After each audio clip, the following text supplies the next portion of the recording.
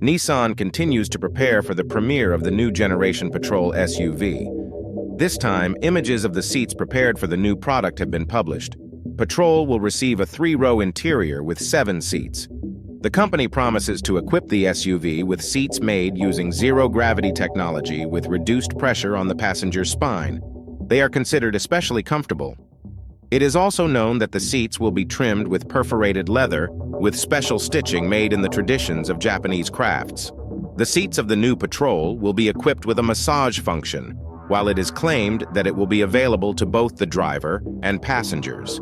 Finally, judging by the promotional photos, the interior of the SUV can be finished in 2 colors, combining black with red or different shades of brown. Previously, Nissan demonstrated details of the Patrol's appearance, including the radiator grille and lighting equipment, and also declassified a key characteristic, the output of the new engine. Instead of the previous naturally aspirated V8, the SUV will receive a turbocharged 3.5-liter V6, developing 425 horsepower and 700 Newton-meters. The full premiere of the new product is scheduled for September 3rd. It is expected to take place in Dubai.